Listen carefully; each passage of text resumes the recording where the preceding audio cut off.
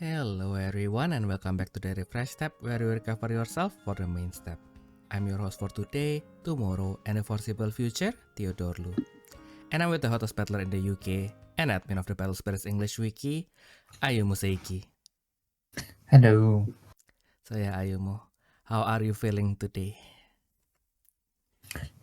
All right. It's been really chill after like 3 weeks of running around the country. Finally.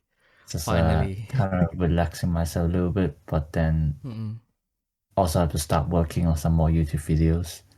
You're finally calming down, but I think like in 3 weeks you are going to live for Portland, isn't it?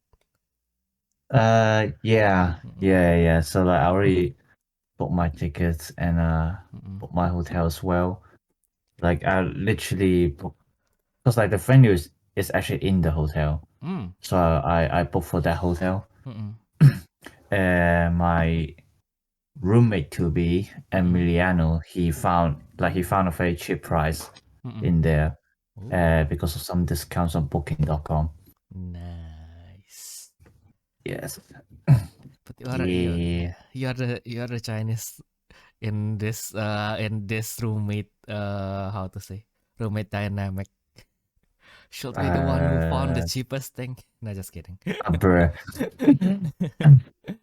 Yeah. I mean, if I insist, we can find something cheaper, but Yeah. I don't think either of us want to travel long anyway. Yeah. Like especially since like they made it so convenient that the hotel is only one railway away from the airport. Oh. Like you can technically walk to the airport as well, but like there's also like a direct train to there. And why would you want to do that as well? Yeah, I don't think like you. I mean, like, don't know, like the image that I got, like the USS, they wrote in the USS pretty much optimized for cars. So like, unlike here in Europe where it's optimized for bikes and where it is slightly friendlier for us people who don't have the blessing of wheels. Wait, Blessing of wheels. That sounds so wrong. I feel like I'm offending like a certain group of people. I don't mean to do that. I'm sorry about that. I should have chosen my words better. But yeah. Speaking of Portland, yeah, it's a little my only how to say my only regret is I can't come to claim the beautiful alternate art extras that will be in the Pro Tour. I think if I get into a certain ranking, I get 2 sets. I think I can't remember if it's top 32 or top 16. Yeah, I think it's 32. Yeah, 32. Because like I think like last time one of my friend got into top 32 and I didn't because I scrubbed.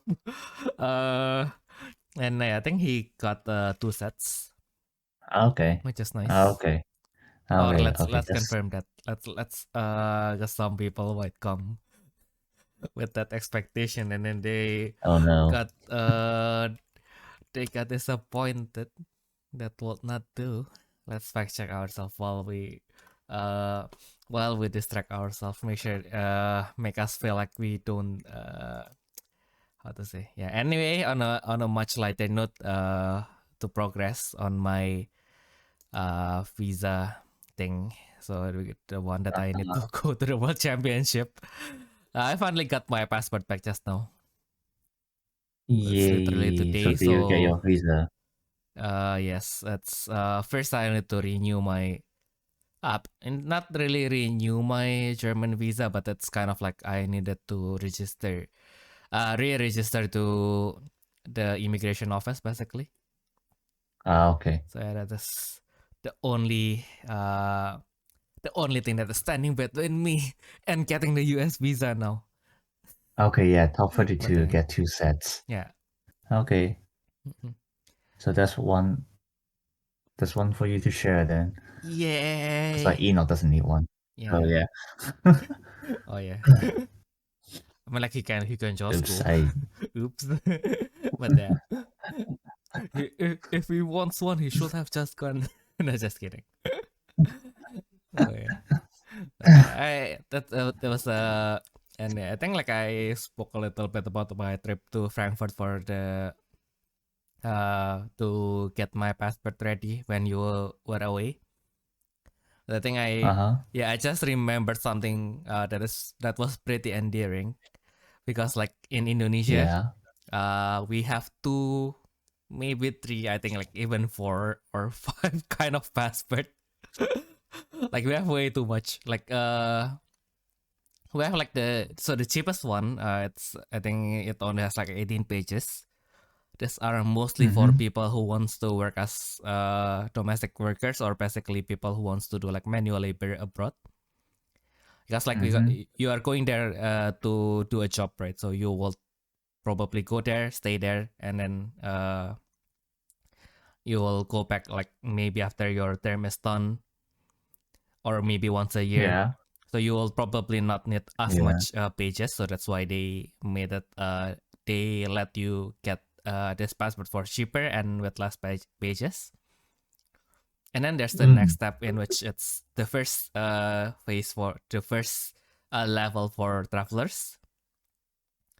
So this one is the STEM is still a normal passport. It's like it has more pages. So basically, because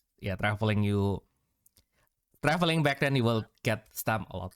Now not as much, especially I think the country where we Indonesians will most likely visit, like Singapore, Malaysia, they don't really stamp things anymore. I think maybe Malaysia still. Singapore, I think they are trying to move away from the stamping thing. So that is the second level, and then there's the bougie one, or at least the bougie one that matters to normal people, which we call the e-passport. I don't really look too much into what is like the actual like bureaucratical benefit of it. Like why is it better for the government to have this?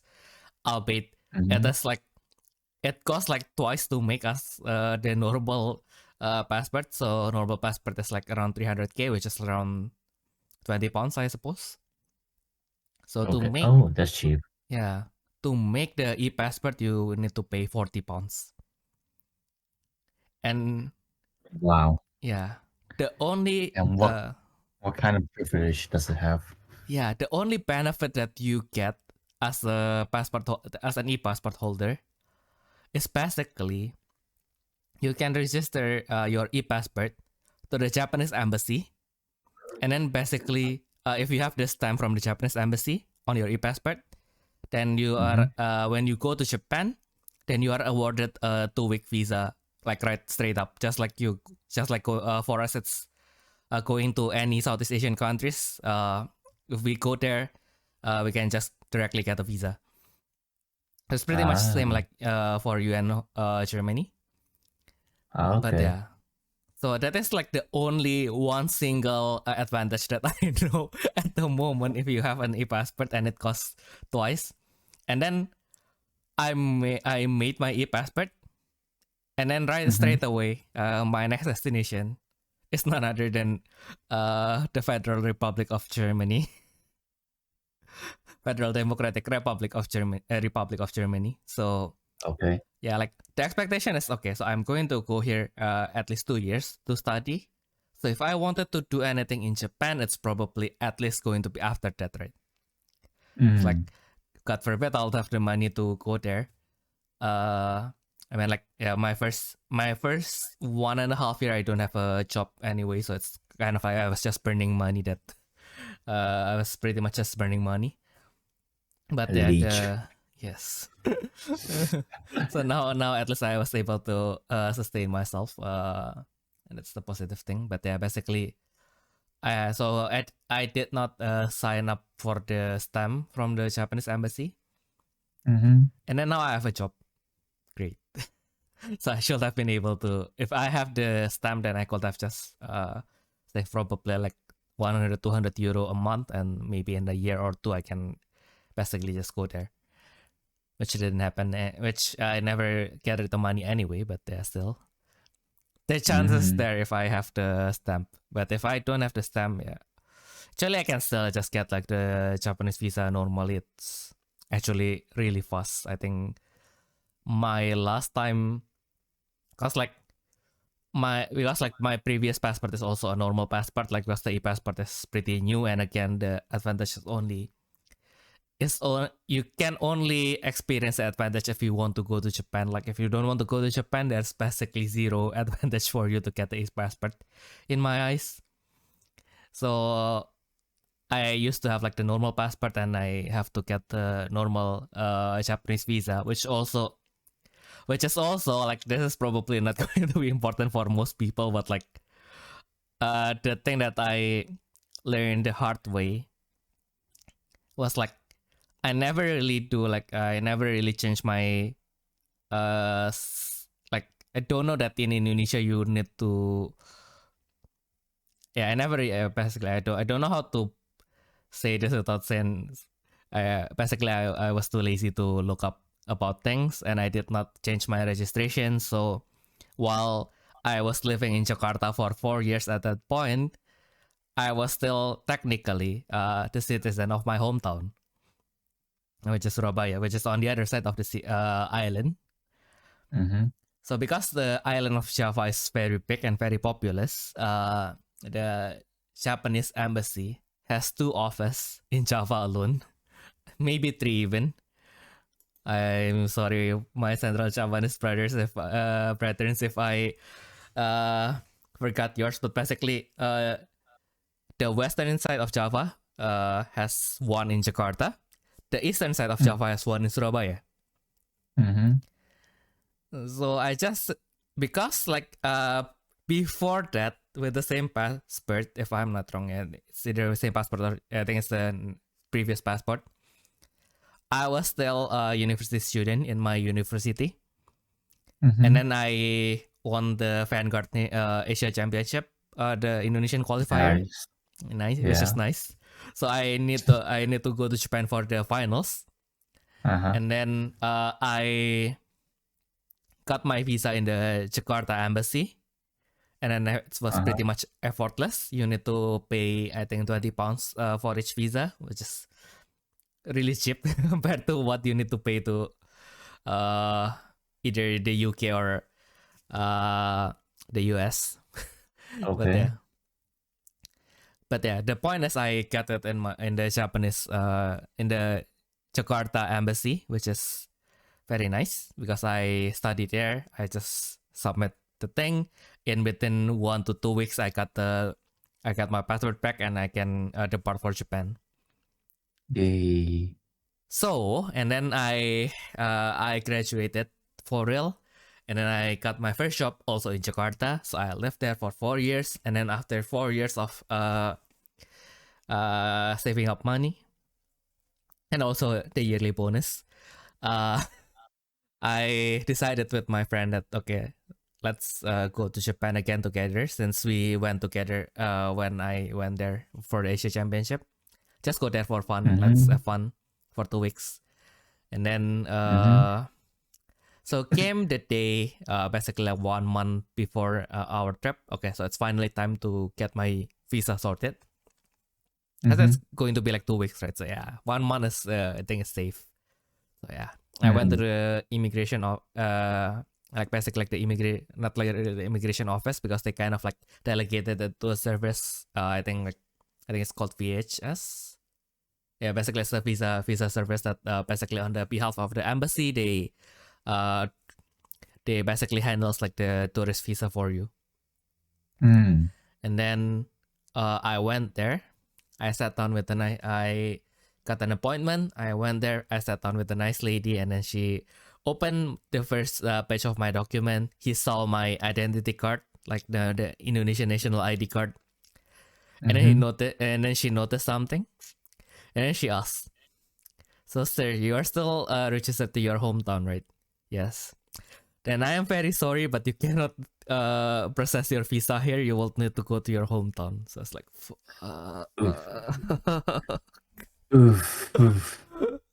Big goof. Press F. Yeah. So yeah, in the end, I was like, how should I do this? Because like going back to my hometown is, yeah, compared to what I paid to go to Japan is of course incomparable, but like it is still a big amount of money to just, okay, fuck, I need to. It's from now I don't have any spending. I can spend this money to buy sushi or something in Japan or onigiri. It's that insignificant, but it's like, damn, it's now I might have to spend this to go back, and then now I don't know like what is the good timing, because like of course it's embassy thing, so you'll have to go in the weekdays. So can I get like a leave now?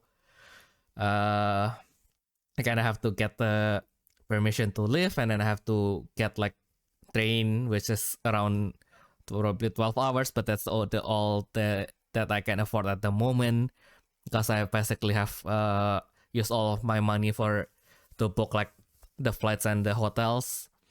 It's like, god damn. So it's like, what do I do now? And then I after a long chat with my parents, we found like an agent that, okay, so I just basically just gambled with this agent. Like, yeah, they might scam me, they might not give my passport back, which will be really sad, but yeah, anyway, yeah, they came through. I think like 2 to 3, I think like within 1 week before my trip, they sent my passport back, and it has the visa is approved, so I could finally go. But that's Yay.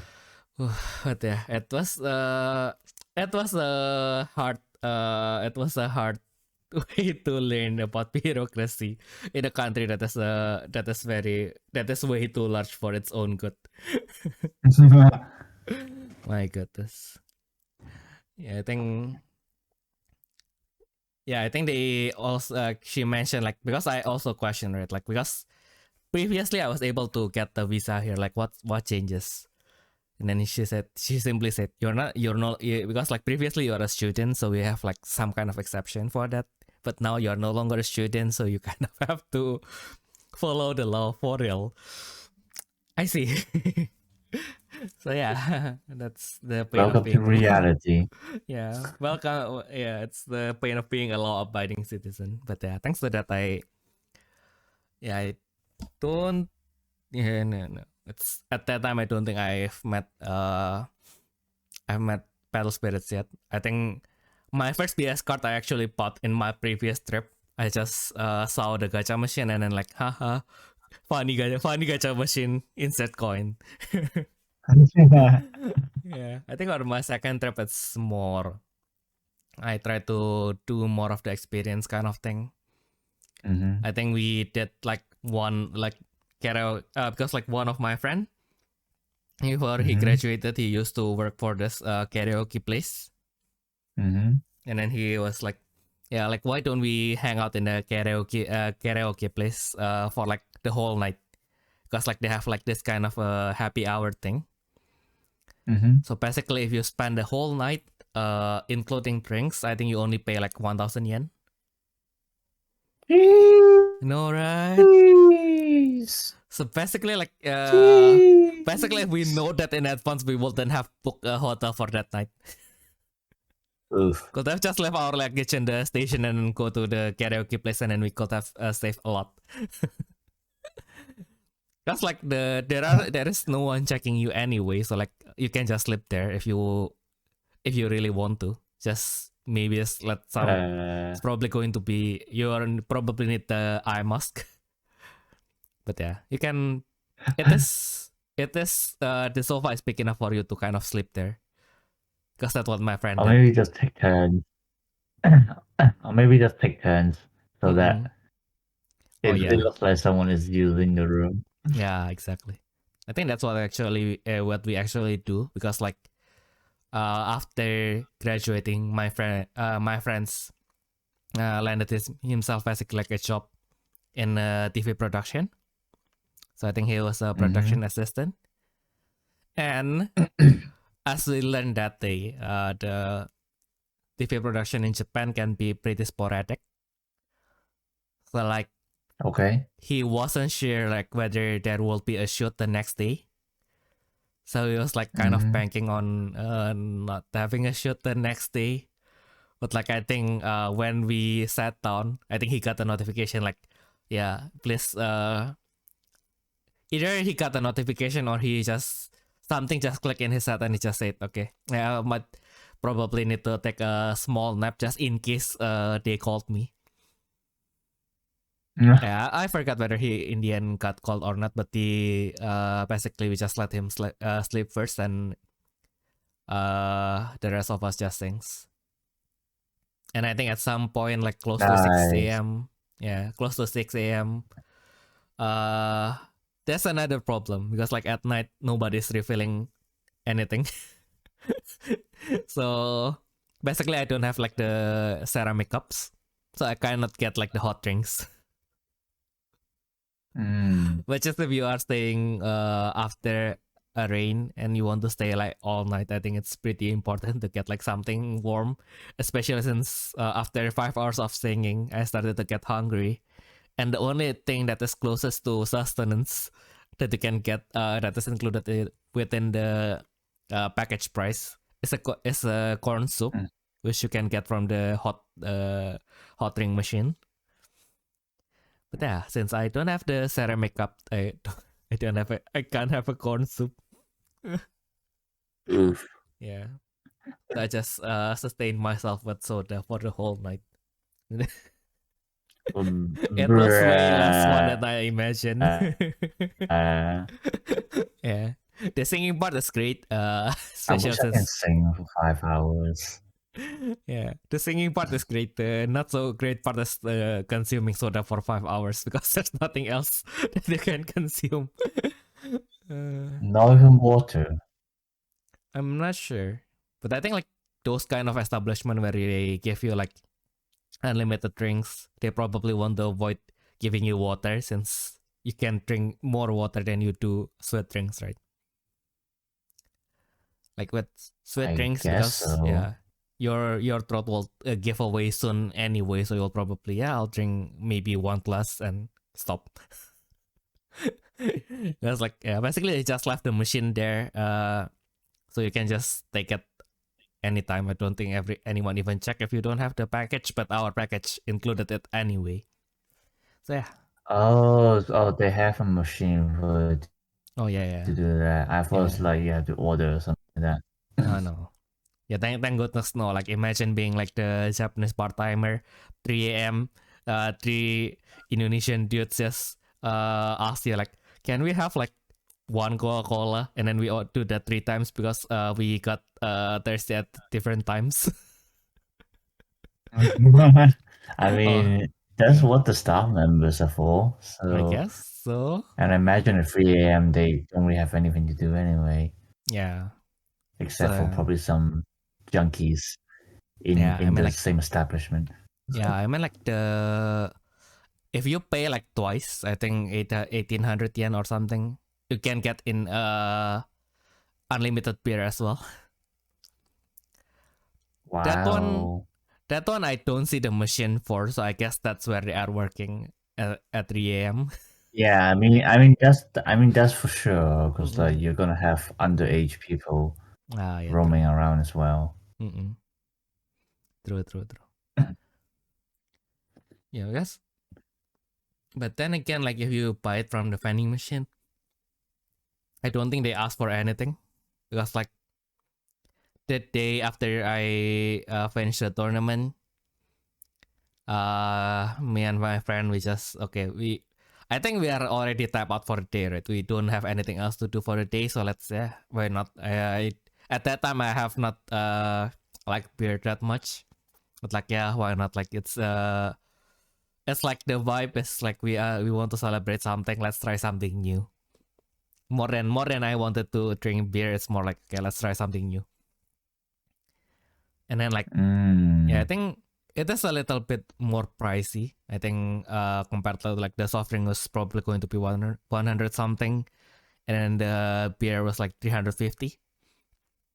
Mm-hmm. It's just like if comparably, it's really pricey. But like I don't think there's any safety that asks me like, okay, so where is your ID?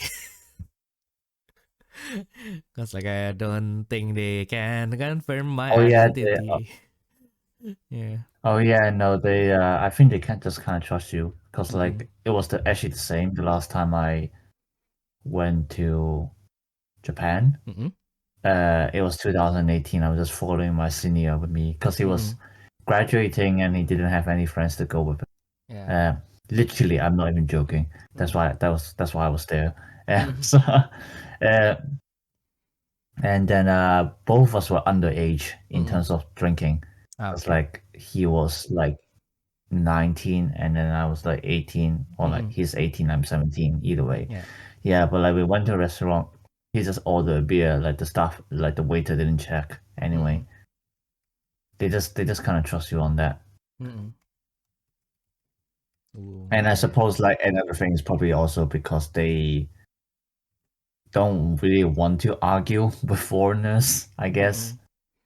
I Because guess. like it's gonna be very hard for them to Mm-mm. speak English. Mm-mm. All right, because you guys will probably speak English when you enter the Yeah, because like establishment. we were Mm-mm. speaking English, yeah. Yeah. So like they probably don't want to bother with the argument as well. Yeah. Because like when I first heard that, it's like when they racially profile you guys, that's, oh, you guys look Japanese. But yeah, I guess, yeah, if you guys are speaking English from the beginning, then that made sense. But then Yeah. again, yeah, 19 is legal. It's legal drinking age in Germany actually. Yeah, but like it's not in Japan. It's Yeah, 20 no, Japan. yeah, Japan is So like yeah. 21. Was it 21? Oh. Yeah.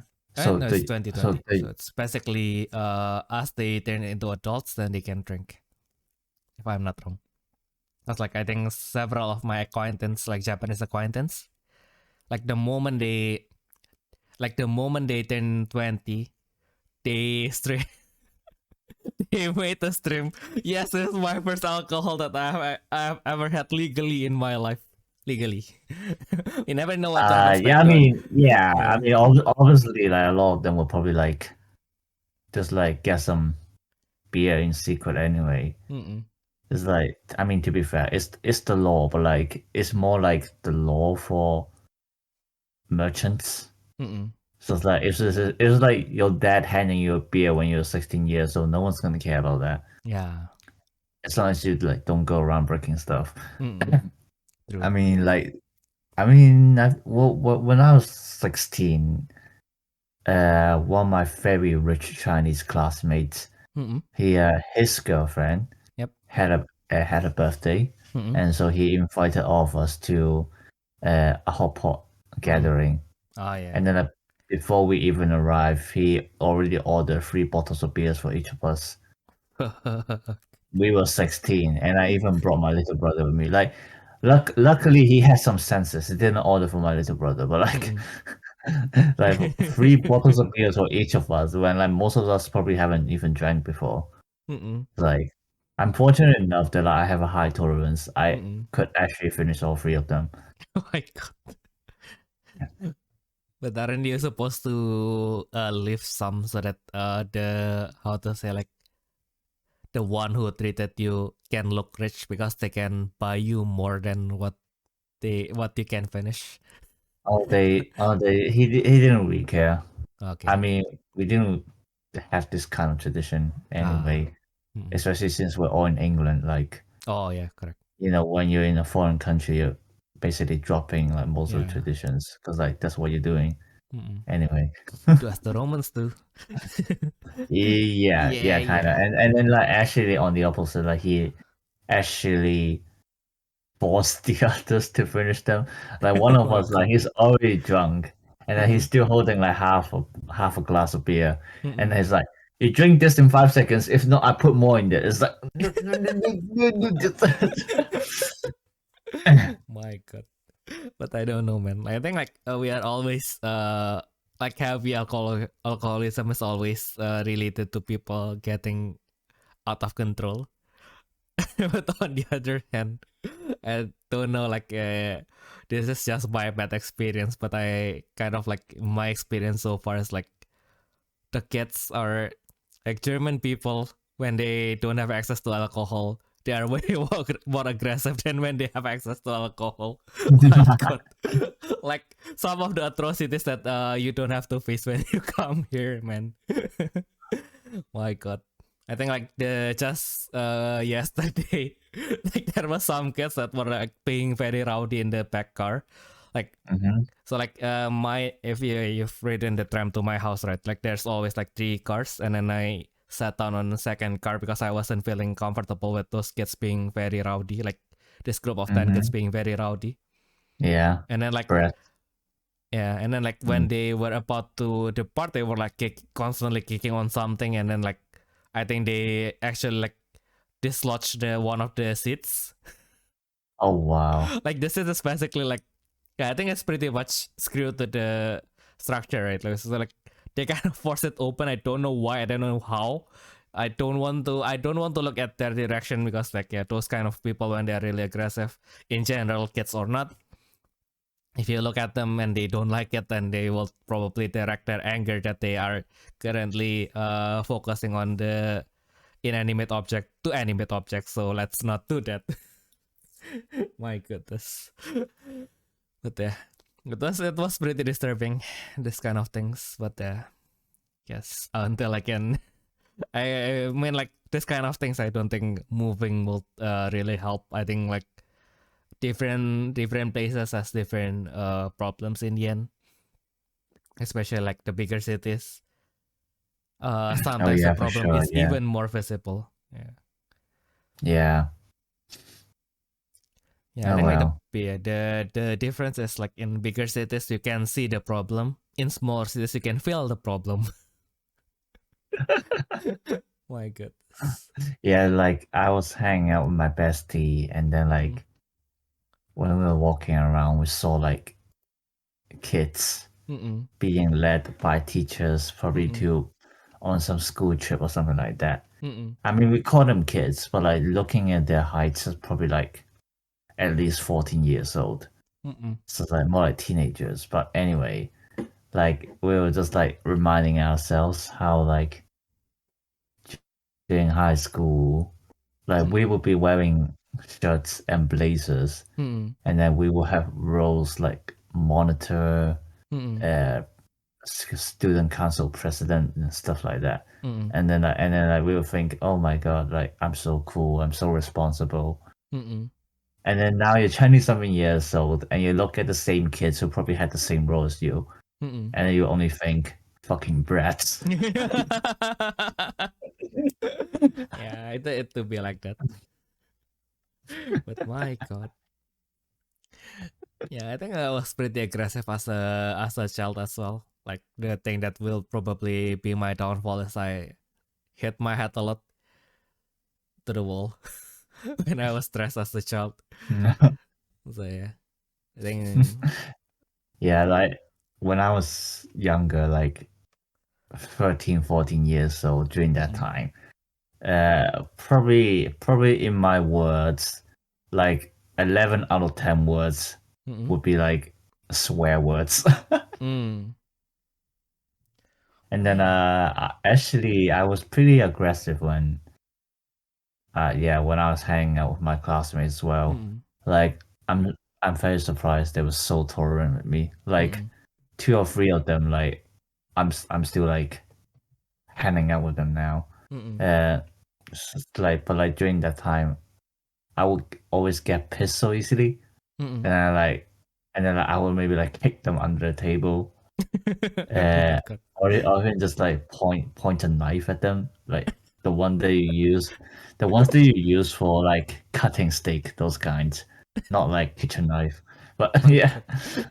That sounds more scary though. And then there was this one time, like one was like, "Oh, I'm full. Like anyone want this drumstick from me?" And I was like, "I'll get it." But then my other friend literally just like held his fork, took it away, and I was like, "Hey, I said I shotgun it first. Give it back, stuff like that." And like, no, ha ha ha. And then like he was holding the drumstick, and it just fell on the floor. And I took my glass of apple juice and just put it onto his head. Ooh. Yeah, I think the most aggressive I have been, because like my mom is a teacher, right? So she Mhm. will she was heavily and to her credit, like my city is known to have like the foulest mouth in East Java even. So Mhm. like to her credit, my mom managed to educate me to live like the first 17 years of my life pretty much like I think the time I speak I use like swear words is like below 10 within 18 years. So like yeah, after that I went to uni and some of my friends were teaching me to be naughty, so now at least I don't do that in front of my mom, but like behind her back I pretty much adapted to how people talk. So basically I use like swear words more as like a punctuation rather than actually to express anger. I think like there's only that one time where there's like I think basically two times. So basically my when I am really angry, usually I just slam things on the ground and I just shout the most specifically like the not Indonesian actually, like the Surab, like the Javanese equivalent of fuck you. Like I just shouted at the top of my lungs like fuck you. So kind of things. So, yeah. That Yeah, I was mean, mm-mm, yeah, my classmates back in middle school used to do the same as well. Like, mm-mm, I basically learned my habit from them. yeah. Like before middle school, I didn't swear at all. Mm-mm, But I was like starting middle school, like they will always just like do random stuff. And like mm-mm, there was this one guy, like his table is like literally on the opposite corner mm-mm, of the classroom mm-mm, door. And then he would come in, he would literally throw his school bag mm-mm, over the classroom onto his table. mm-mm. And it just literally roar like a gorilla. Like you can imagine like chest out, arms out, just like fuck. My goodness. And he literally does that almost every day. And then the other classmate would just tell him, would you fucking shut up? And then like, no, fuck your mom, you son of a bitch. My goodness. But no, no. Yeah, the things we do when we're younger. Yeah, and then so like I learned from them, but like I only swear at school really. When I go Mm-mm, back home, I don't swear. Like my parents already knew that I always started swearing, but like mm-mm, it's like they knew like they can't control it. So like as long as I mm-mm. don't swear in front of my little brother, they don't really care. Ah, Yeah, yeah. yeah, but it's so funny because like right now my little brother is even more aggressive Mm-mm, than I was, and mm-mm, so like because like like and then like at this point my parents don't even care now. mm-mm, Especially since my brother was also like already 17, 18 years old. mm-mm, And then like he was just like he would shut himself in his room. Like mm-mm. not like the hikikomori kind, but like whenever he plays, what was he playing? League of Legends and Oh yeah. Overwatch. And like he would shut himself in his room. Like makes sense actually because Mm-mm, he doesn't want to disturb us in the living room. mm-mm. But then like you could like literally hear him from it was like, fuck, what are those guys doing? Fucking shit. Yeah, son of a bitch, man. It's like, what My the God. fuck are they doing? How do they see this guy? and, and then my parents just don't care anymore. Uh-uh. Yeah, unless it's too late. Like like 12 a.m., 1 Yeah, a.m. But yeah, like yeah. usually my little brother is pretty restrictive on that as Mm-mm, well. Like he sleeps earlier than I do. Like mm-mm, at most, like at the latest, he sleeps at like 1 a.m. mm-mm. Unlike me, who sleeps at fucking 5 a.m. and like but like there was this one time like he actually was getting a bit late. Mm-mm, And my parents had to go to work the next mm-mm. day. Yeah. Um, I've never heard my dad swearing, like not even now. Mm-mm, Like the most he will say is like are you stupid or mm-mm, like are you a moron? Like, like something stronger than that, but it still means stupid, like in Cantonese. Yeah. And like, but there was this one time, it was 1 a.m. Are you stupid? It's 1 a.m. Shut up. That was the most aggressive my dad has ever been in these 23 years that I've lived. Uh-uh. My Yeah, and goodness. then I could sense that my mom Mm-mm. has been restricting herself a lot as well, because like she told me how when she was young, and probably like that's where my character came from as well. But like when she was young, she would literally throw scissors at others. She would throw scissors at the others people. What the fuck? My god. But yeah, like I'm very surprised that like I'm probably like one of the most chill people. Like whenever I hang out with the others, like when I was still working as a waiter, like even then, like I would barely show any emotions, or like I just look pretty carefree and happy most of the time. Yeah. And then they were so scared when there was this one time, like one of the senior staff members, like fuck them by the way, and like just kind of pissed me off for no reasons. And for the whole day, I was literally frowning and not talking at all. And like the other part timers were so scared. Like, oh my god, what happened? Like, what happened to you? Are you okay? My goodness. And yeah, I don't know. Like, yeah, I think I think like we probably ran out of gas as children, so that's why like now it's not like we can't be angry, but it's like fuck. Now that I've expanded my how to say like my anger gauge to the maximum, now it's really hard to get angry now. Like I think like even in my videos where the premise is me getting angry, I kind of have to I kind of need to remember like fuck, how do I get angry again? Oh yeah, true. I get what you mean. Like actually, well, I said that I swear a lot, but like I don't shout. Yeah. Like I actually,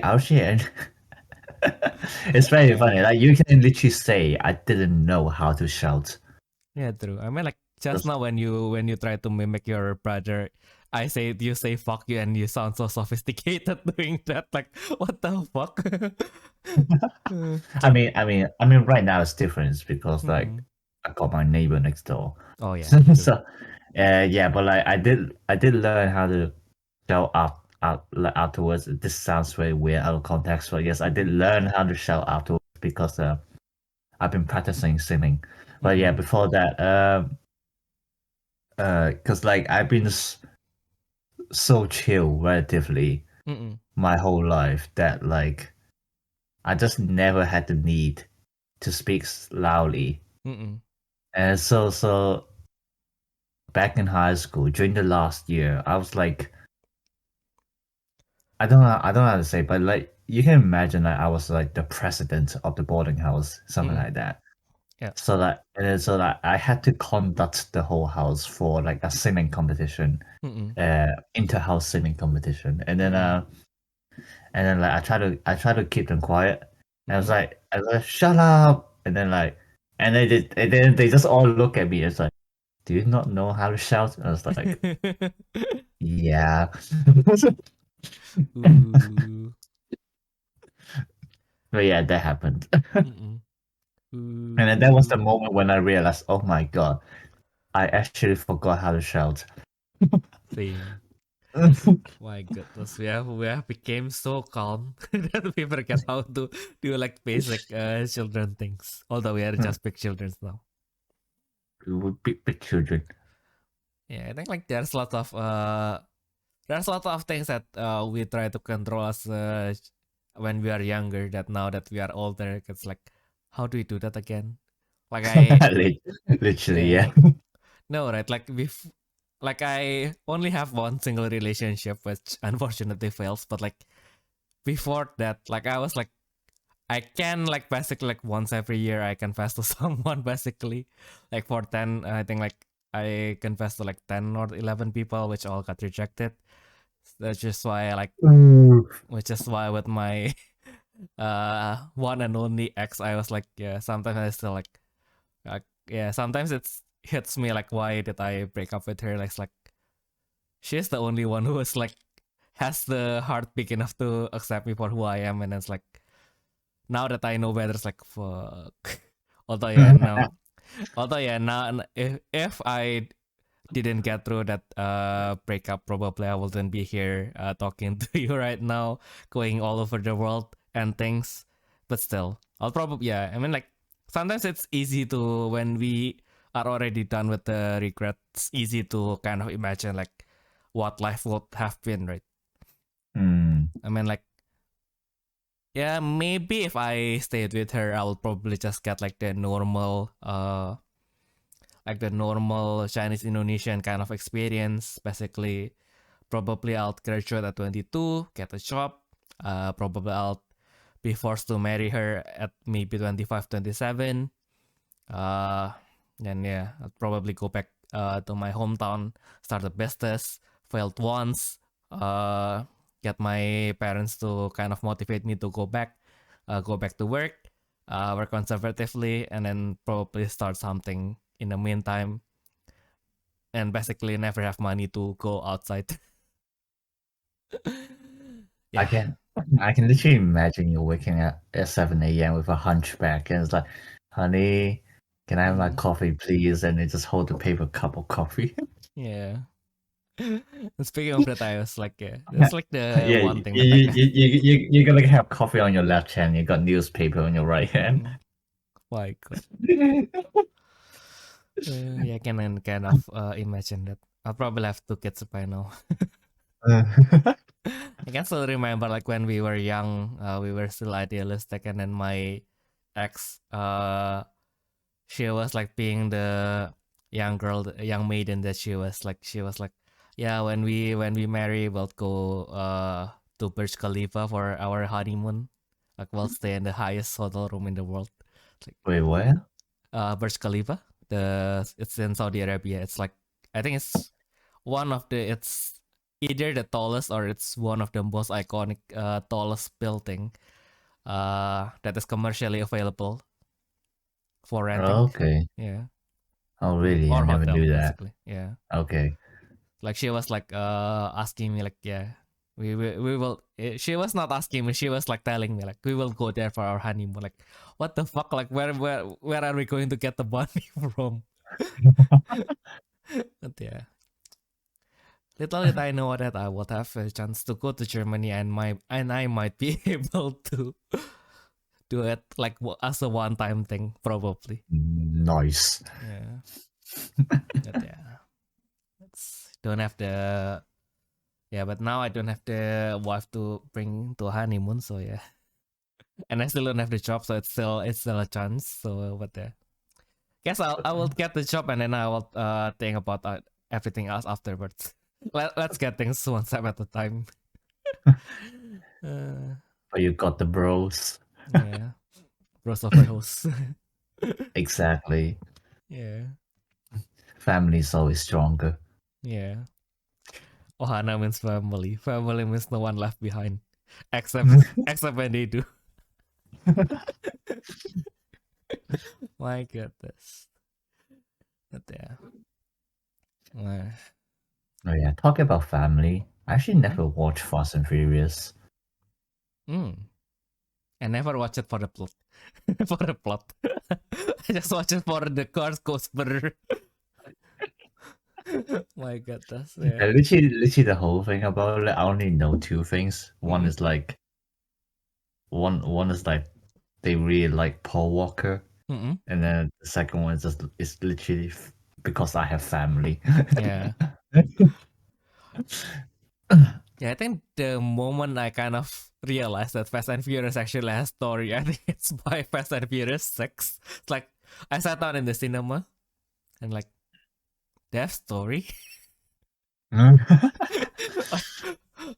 Like I just learned about the whole story because they have lots of flashback by at that point, like they need to have the flashback so that people who just came to the cinema can kind of like, oh, okay, so can kind of connect the dots, like why are the characters doing this and so on and so on. I was like, oh, this movie actually has story. Because like I think my previous how to say, like exposure to Fast and Furious is basically in the TV. That's basically like the normal deal of, okay, so I turn on the TV. There's probably two channels that are doing like the cinema thing, and then the other one is doing Fast and Furious. The other one is doing something that I am more interested in. So basically, when the other one has a commercial, then I'll tune into the channel that has Fast and Furious, and then they will have like the super hype racing scene, and then like and then they went to commercial, so I went back to the movie that I am more interested in, probably Jackie Chan things. Not that I retain any information from there. Jackie Chan is also more into like the hype of, okay, so this guy's jumping, this guy's punching bad guys, and then this jumping off the roof kind of hype. My goodness, Jackie Chan is the goat, man. But yeah, I think like that's probably why. And then maybe I saw the ending, but it's like I think like because Fast and Furious 1 and 2 has different casts, so it's like I watched Fast and Furious 2, and then I the ending, and then I watched like Fast and Furious like 3 or 4, and like, oh, they don't look the same. Do they have like new characters each time? And then like I think by 6, oh, they are all connected at in some ways. Yeah. Yeah. So like, and then like suddenly there's what is that? Is it The Rock? Yeah, it's The Rock, right? Oh yeah, yeah. The new character. The Rock is in there. Yeah, but I don't know. Like I only noticed it was in there because actually just now I was editing my video and I suddenly want to throw the family meme in there. So. My goodness. So yeah, so I went to look up some stuff. But yeah, I actually don't know anything about it. Yeah, I think like at some point in the movie, I was like, yes, God damn it, stop talking, just get in the car. I don't understand anything about car. I don't understand anything about racing, but like the high chase scenes in Fast and Furious, that is another thing. I think it's something that your basic brain can enjoy. Like without understanding cars, without understanding racing, it's like, fuck, this is so high octane. I can survive on the adrenaline alone. My goodness. But yeah, what movie does is there any particular movie that you feel like you retain any memory of it? Maybe more than mine. I think. You mean just like Unga Bunga No Brain? Not really. No. It's the other way around. Like the movie, like the plot leaves an impression to you, so you can at least give like the one sentence of the summary, like one sentence summary of what happens in the movie. I don't remember liking a movie that much. I mean, I rarely watch movies that much anyway, but like probably the most relatable one was The Silent Voice. Oh yeah. But yeah, beside that, I mean, I like Kimi no Nawa, but then it's not exactly the most impressive. It doesn't have like the most impressive plots, basically. But yeah, like it's good, it's beautiful, but it's not like shocking. True. So I can't really think of a very impressive one, really. At least not to me. Oh, actually, you know what? I think the most mind blowing one would actually be the Matoka movie. Oh. Like, and I can't even explain. Like, it's something that like you can't explain after you finish it. Mm-mm. But like in the first place, the fact that like if you watch Madoka, then you know like after the last episode, Mm-mm. you will literally question like how the hell would they even be able to make a movie out of it? Mm-mm. And they fucking did. And it And fucking works. it was brilliant. It actually worked. Mm-mm. So Okay. like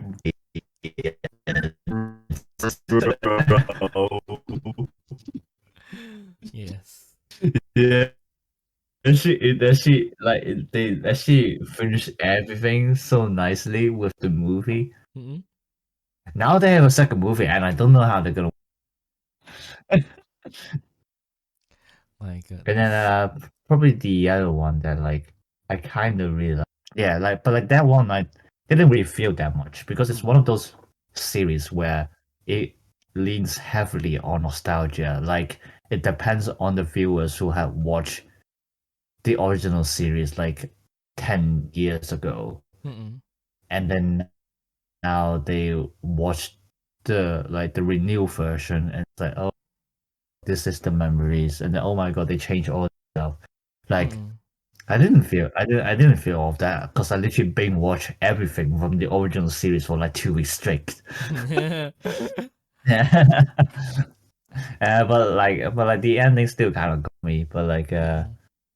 didn't really feel that much from that. Like I did kind of wish that I watched Evangelion earlier Mm-mm. so I could feel the same nostalgia. Mm-mm. Yeah. But yeah, it's going to be when you were a baby. But, Oh but yeah, yeah. like when it came out, I think yeah, it was 2005. Yeah, I wouldn't really Mm-mm. understand shit about it. Yeah. I think now that you mention all that, I think like it's pretty much the same for me. Like the movie that I can probably vividly remembers are like Kimi no Na wa, which are really simple, or stuff that actually like Hmm. really horrible. Like one of the thing that I can probably uh let you how to say like present to you as this one shitty horror movie that my sister played to me when I was 5 years old. Thank you very much, sister, for traumatizing me. Uh, it's called Idle Hands. The premise is basically this guy like he barely uses his left hand at all, and Oh because yeah, yeah, I've seen uh, yeah, I've seen like yeah, that's basically about that guy who barely uses his left hand at all, and he the yeah, his son got possessed in the end. Indonesian Yes. My goodness. That was really horror interesting, right? movie. Yeah. Like when he cut his son, it's My God, like yeah, it he was shit. yeah. It is shit, but it's like beautiful shit. I Oh think the well. only the only Bucci movie that I remember like somewhat enjoying, but like again, like I probably couldn't really summarize it in one sentence, but like I remember the feeling of really liking it. It's probably Interstellar. Mm, Yeah. And yeah, like, do you mean like you like it or didn't like it? actually like I really like it. It's like the feeling that you get from watching the movie is like it kind of moves me. Uh, okay. Yeah. And then thinking like when Yeah. yeah. Like I watched a similar thing called Mm-mm. Gravity. Oh. The story of Gravity was basically about astronauts surviving a space accident Mm-mm. because like there was space trash crashing into the space station, Mm-mm. and then and then yeah, they try to aim to survive basically, and it was I would I've like all the facts that they've used and also like kind of the ups and downs of the story. Mm-mm. Like it was very enjoyable. Like I was only like 13 years old and I still Mm-mm. like it. So that probably doesn't say much, but All right. but hey, it got 7.7 out of 10 on IMDb. So Mm-mm. yeah, Should be don't think decent. it's too bad. Yeah, 96% Rotten Tomato. There we go. Nice. Yeah, and then the most recent one, actually, now you unlock a core memory. I actually really like Oppenheimer. Oh, yeah, yeah. When it came out, you never shut up about that. And Barbie. Oh yeah, Barbie was alright. Oppenheimer is better. Yeah. They're like complete package. Kinda. It's like Barbie. You actually expected it to be like very lighthearted, and then at the end of it, like you would just have an existential crisis. It's like, what the fuck? It's just Barbie. My goodness. Yeah, but like Barbie was alright. Like I had some laughs out of it, but like it's basically another nostalgia movie. Like you basically need to have played Barbie to like really get attached to the movie. But like I actually never played Barbie in my life, so yeah, can't review that. Yeah, and then there were also these two other movies by Studio Ghibli. One of them was called When Marnie Was There. 92% on Rotten Tomato, by the way. But I actually can't remember what the story was about. Because it's okay. So apparently, according to Wikipedia, it's a psychological drama. But like it's something like a protagonist hanging out with a ghost. Okay. In like one of the abandoned mansion. And then but it's one of those things where like the child had to visit like the countryside during summer with her family or his family. I actually can't remember if it's a guy or girl. With their family. With their family, yes. Yes, for gender neutrality. Apparently it's a girl. Okay, there we go. Okay. Yeah, and then and so like she was hanging out in an abandoned mansion, and then she saw a mysterious girl called Marnie, and then yeah, so things happened, and then she had to go back home after the summer. Okay. Yeah, something like that. I have to rewatch it again. Like I think it was great, but yeah, it's been so long ago. Like I thought it was recent, and then but like before I checked, it's like what the fuck is 2014? My God, that is definitely not recent. Yeah, it's so funny as well because I mentioned it to my dad, and my dad was like, "Oh, you watch it? You watched that one?" And I said, "You literally, you were the one who dragged me to the cinema." Yeah, because as I mentioned before, my dad is a big Ghibli fan. So he like at least back then, like right now, I think he's not too bothered about it. But like back then, he like tried to watch all the Ghibli films. And then so whenever I was free, like he would also drag me to the cinema. Oh yeah. Like family time with my dad was basically watching movies. Like he likes to talk about movies. So family time with him is either talking about maths or talking about movies. Choose one. My God. If only.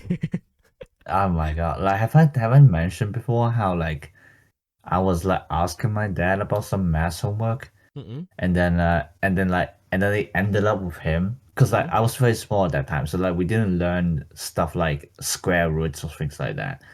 And then so like he was like telling me, so do you know there's this thing called square roots where like you basically have irrational numbers, like you can't really write the number out because like it's not an exact value. And then like he was like drawing a square, and it's like, okay, so like assume this is the square, it's like 1 centimeters on each side. It's like, so what do you think the diagonal line in the middle would be? It's like, yes, you're correct, it's like a square root 2 something like that. And like you can't really put that number down. So like, wow.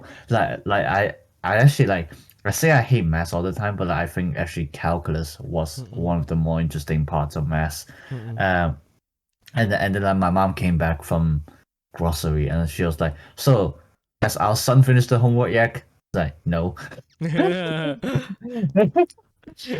Nice. Yeah, but then like okay, yeah, the other Ghibli movie was this one really like it. Mm-mm. In this corner of the world, Mm-mm. Konosekai no Hatsumini. But yeah, it was this. I think I mentioned slightly about this before, but like, because like I've said how I really like kind of historical documentary films kind of thing. Mm-mm. I mean, this is not documentary, but like it's still like a historical film. Like it tried to reflect something realistic from history. Mm-mm. Um, so like basically, this is about kind of like the normal lives of like a Japanese family Mm-mm. uh during World War II Mm-mm. up until they dropped the atomic bomb. Mm-mm. So yeah, it was it was one of the very bittersweet movie. Mm-mm. It's like now that mentioning it, I already want to cry. God damn it! Yeah. Like it was so good. I love it. Mm-mm. Oh my goodness. Now that you mentioned that, it also how to say, like, yeah, it's pretty fascinating, right? Like the life of people, like the life of the civilians during the time where we were pretty much, because of the the Second World War, we were pretty much forced to significantly change how we think about things. It's probably also Mm. why this not movies, but this probably why I really like the work of Pearl S. Buck. Oh Like, wait a second! In this corner of the world is by Mappa, not Ghibli. Oh my god, I've been oh, remembering wrong this whole time. oh no. We Anyway, mean, please yeah. continue. Yeah, because I really like the novel works that is written by Pearl S. Buck. So she is, if I'm not wrong, she is American, but she was born in China. Mm-hmm. And yeah, because of that, she, with her experience living like in China, like during her childhood, actually her work mainly covers like the life of civilians, like during these changes. So like one of her biggest work is like called the Good Earth trilogy. Mm. So this is a trilogy, and then like each book covers the story of like one generation. Like then you can kind of see like this whole story of within these three generations, like how things have majorly changed. Like you see like the pioneer father, like okay, so he's a farmer who was working other people's land, and he saves up, and then he finally has his first piece of land, and then he cultivates it. He bought more land, he bought more lands, he bought more lands, and then like okay, he has three sons, and then like the second book is of course about his three sons, and then like okay, so this is how the second generation of a person who has established himself, like he now has his riches, and then now how these three children who basically never knew like the days where once they are aware, like they are no longer in the days where they are aware of the struggles that their father had gone through. And then like Mm-hmm. I think the focus of the story is on the youngest child, who then uh because he's the youngest child, so he get like the least inheritance, and then he went and make a name on his own as a like a war general, basically. Mm-hmm. And then you get to the third book, which is about the children of the war general, who in contrast to his father, who is like battle crazy, he was like really studious, and then like he got exposed way more into like the Western cultures and everything. So it was like, yeah, I need to study. Like we need to study more so that we can bring civilization to to our people, basically, kind of thing. Yeah, Yeah. I So see. yeah, and then it's basically like a contrast of going back from like a person who has nothing but his own hands to kind of like build his wealth, and then now people who only have their wealth to kind of build on things, and then now you go back to people who wants to have nothing because like they had too much. Wow. Yeah, it was a beautiful trilogy. I think, yeah, you can I pretty much recommend it. Like the other ones, I think I enjoy the ones that my dad let me borrow. I think I enjoyed all of them. Like there is one called the East Wind West Wind. This is the probably the most lighthearted one. It is a tale of a Chinese girl who got so of course it's before the it's around it's pretty much back then, right? So it's like pretty much she got engaged against her will as usual. So it's an arranged marriage. That's the good word. It's an arranged marriage, and then she got basically engaged to this one Chinese guy who have studied abroad. So like everybody thinks that like he's the weird guy. Of course, right? Like because he went abroad and he learned medicine. So like everything that he stands for is basically against whatever the rest of the society stands for. Like he wants them to drink this medicine. He don't want them to drink this like this herbal thing. And then like because he was so progressive, like it's also like tells like the culture shock of the main character of how she needs to adapt to how her husband do things. I guess like one of the first cultural thing is like back then, like it is desirable for Chinese women to basically have like a small feet, so they pound their feet, right? So they tie down their feet so it stays small. And then, like the moment they got married, the moment like she left her parents' house and now her husband has more authority. It was like, yeah, I don't think this is good for you. Please take off those pints. And then like then she tells like the struggles of how then she needs to adjust how she walks, and now that she is basically a free woman, then she needs to walk on her own more. Because I think like the expectation back then, like she's from a pretty well-off family, so she will have someone to take care of her, right? So like now she went from there to actually she has to so now we are a family of two, so we'll need to do things on our own basically. And then also like tells the story of the people around them. Like I think there's one friend who I think she got it's basically like the other couple that became the focus of it's kind of like the sub focus of the chapter. It's a mixed race couple, so like one of them is European while the other one is Chinese. And it's like and then at that time it's like really hard for the parents to kind of approve this kind of relationship. So it's like how the main characters was like by the side of this other character, like encouraging them, like if you really believe that you guys can make it work, then we will definitely support you guys, don't worry, kind of thing. Yeah. And the one that is like the most action packed if you will is titled The Devil Never Sleeps. Okay. Yeah, so this is actually pretty close to me as well, because it's it's pretty close but pretty far from me, like at the same time. But basically like the story takes place with the main character. He is a priest.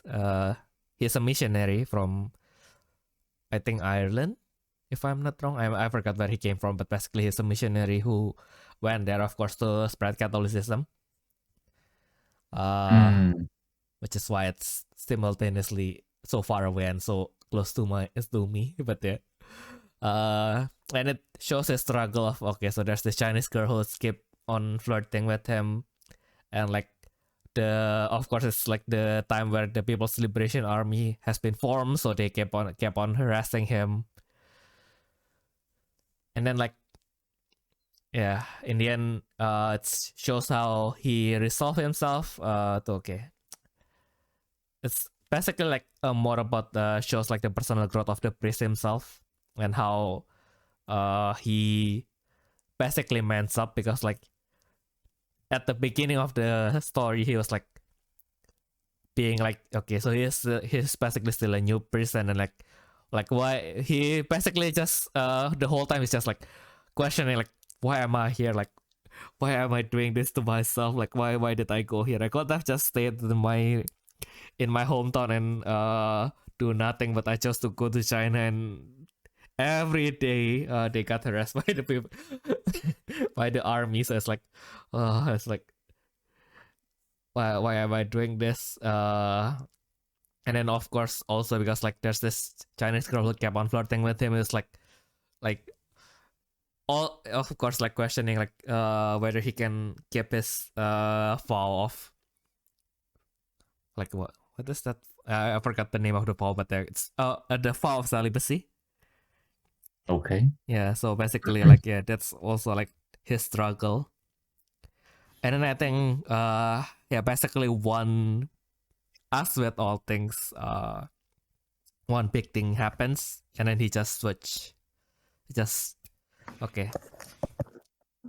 So I am the father, but basically he realized that not just as a priest but like as a person, like he needs to, as a person of authority, he needs to kind of man up and basically make decisions, especially since at the first part of the story there's still the bishop, so basically he has the authority for everything, but like partway, because of all the panics and the harassments, like the bishop started to lose his mind, so you kind of have to make decisions for the bishop as well and the people basically. So yeah, that is the most probably not action pack. I think action pack is the wrong word. That's the emotional roller coaster. Yeah. Yeah. But yeah, it's really, it's a really good read. It's her writing style is really easy to read as well. That's how I strive to be a writer one day. I don't know. I think I would just avoid those kinds of books, Mm-mm. just because like the more I read, the more I would just become depressed. It's like, oh my god, what the fuck did humanity do? But is it? I mean like yeah, the Good Earth. I forgot which if it's the Good Earth or it's the other stories, but like it's also like, cause like as farmers, right? It's not always good harvest. So there are always times where you are really hungry, and you are kind of forced to off your own children. So yeah, that's the depressing part. But it's like, oh my god. Yeah, it has all emotional roller coaster. I think like there's another one where that takes place when the Japanese army was invading. So it was like one of the coastal villages that basically took the brunt of the Japanese invasion. That was also, oof, oof, yeah, and yeah, I guess. I guess before things yeah, I think since Ayumu actually got depressed from just listening to the summary, I think let's stop there. But yeah, if you guys we wanted to start with Ayumu's journey to Portland, but I think we reported into like the horrors of children basically.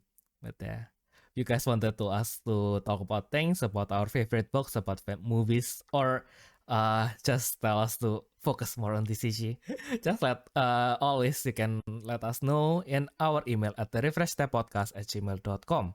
Alternatively, if you are listening to this from YouTube, you can always comment as well. We will answer as much question as we can. But yeah, I guess that has been everything from us for this week. We hope that you guys have a nice week going forward, and we'll see you all in the next turn. Bye bye. Bye.